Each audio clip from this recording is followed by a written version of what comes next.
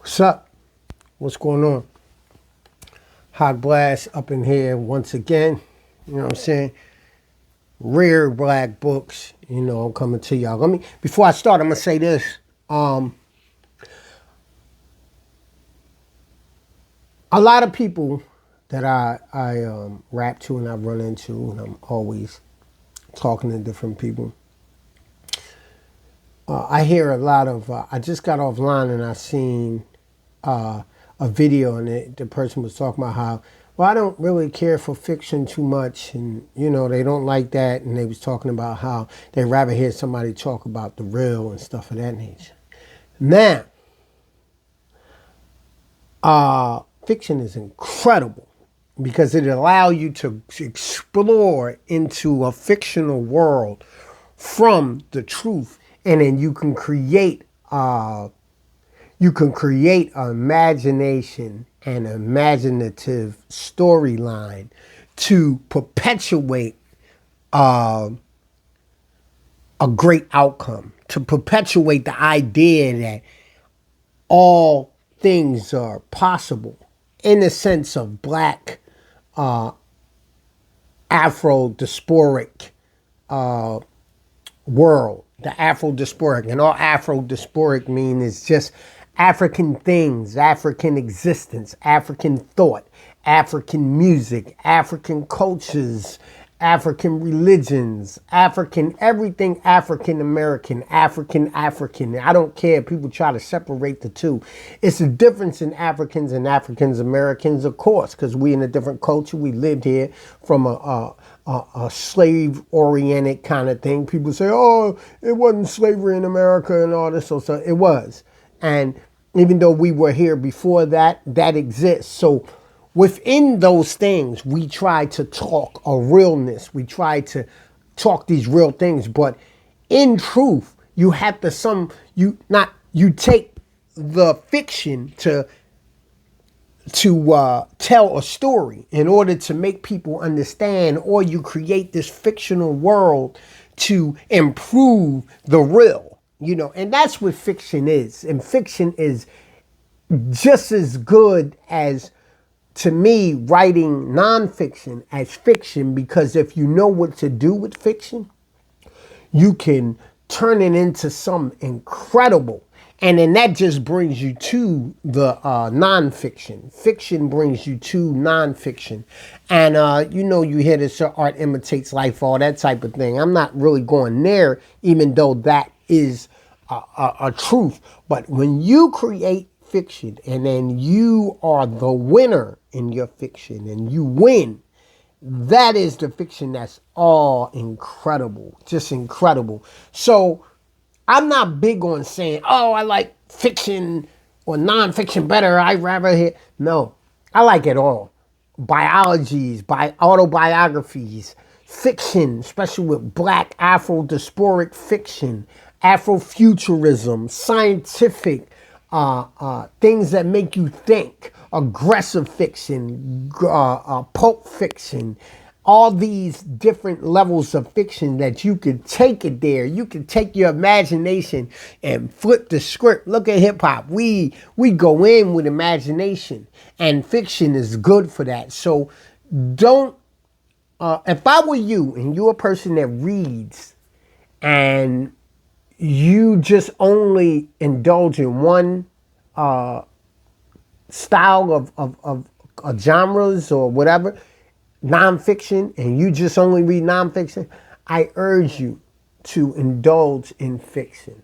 If you're just a person that only listens or only reads fiction, I encourage you to grab a nonfiction book, whether it be autobiographies, or it's a real current events or real past historical events.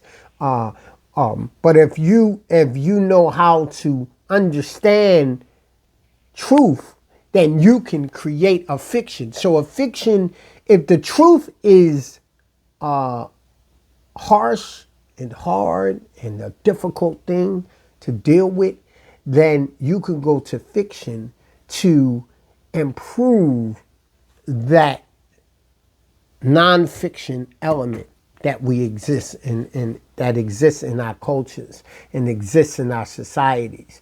And you could create some dynamic stuff through fiction. Look at Walt Disney. Walt Disney developed a mentality of American society to gear it in just one direction.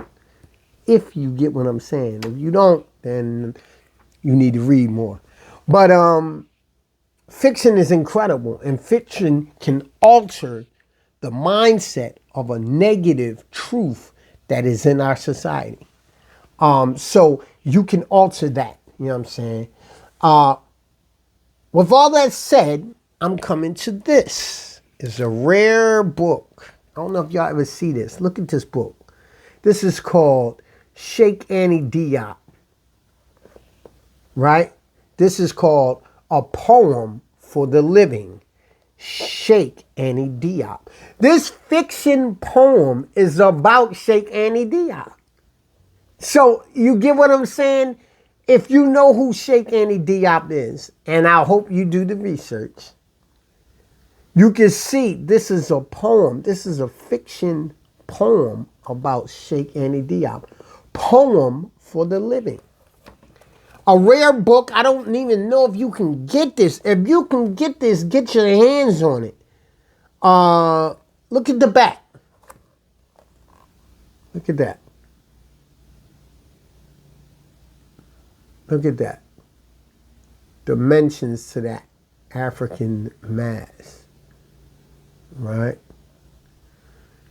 Poem for the Living. Sheikh Annie Diop.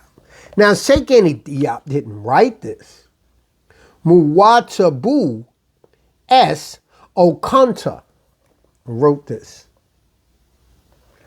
And it's a rare book, but this is off the hook, man. Sheikh Annie Diop, Poem for the Living. To whom do I say? It is because of our living dead that I speak. Hear their words, the words of our departed, the faces forgotten or never seen. The living intuitively felt. The dreaming of our dead, inhabiting our bodies, making them ache.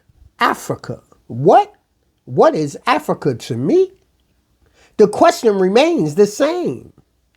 County Cullen wanted to know why God would make a poet black and bid him sing. Langston Hughes, Lamington, Afro-American. Fragments, they knew the feeling. The bore, the cross, black poets have to bear. Singers and poets move amongst every people, even in this America, too blind, arrogant to remember. I'm just going to stop there. The Poem for the Living, Sheikh Annie Diop. Rare book, if you can get your hands on this, man. Woo! Once again, I think this is one of them books if you can dig on it, man, and you can get this. Wow, you know. This is one full whole, this is what's called poem fiction. A fiction story poem. It's a poem that's like a story. It's written like a story, but it's a straight poem, baby. It's Poem for the Living. It's dope, man. It's just, it's incredible, man. Rare book. Here's another rare book that I got down in South Carolina. Geechee. The Gala Grass Doll Creation. This is about dolls created among the Gala culture. And I think I told y'all this, and I got this down on the, this is, I got this in South Carolina. Parsley Island, South Carolina, right? And man, this was good. And basically, if you ever hear the Gala is part of Africa, the Geechee people. My family is from South Carolina. where I actually got this book. Well, more a lot of my people's on my pop side and my mom's side. I know it's a lot of New Orleans, I believe. But Gala, the Gala people in Georgia and South Carolina, they always there. If you ever reach Daughters of the Dust, you ever see that movie? They speak about the Gala people, Geechee.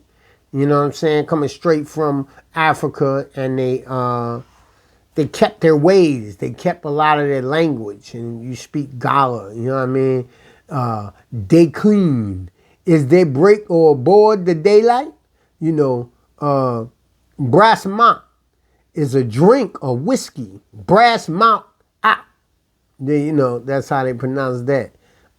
So these are words in Gala, and they speak in that tongue. And the Gala is a Geechee. It's a Geechee. And they're showing you how to make dolls, how they made their dolls. You get what I'm saying? And this is a rare book I got from down South Carolina.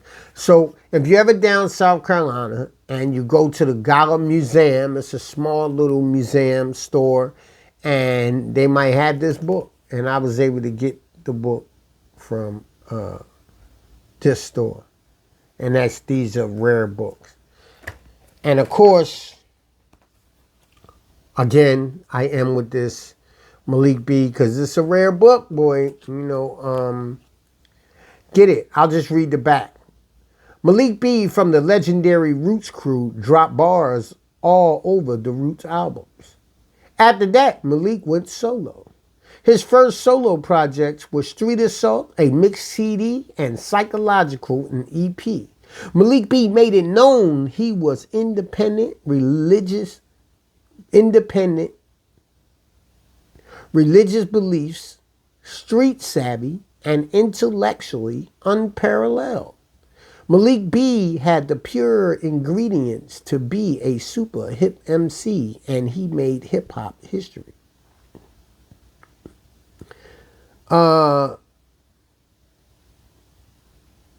This is Malik B of the Roots, Psychological.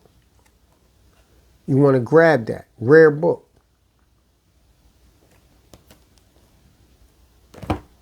Remember, y'all, get fiction books. Don't be afraid of fiction. Don't be afraid of nonfiction. Get fiction.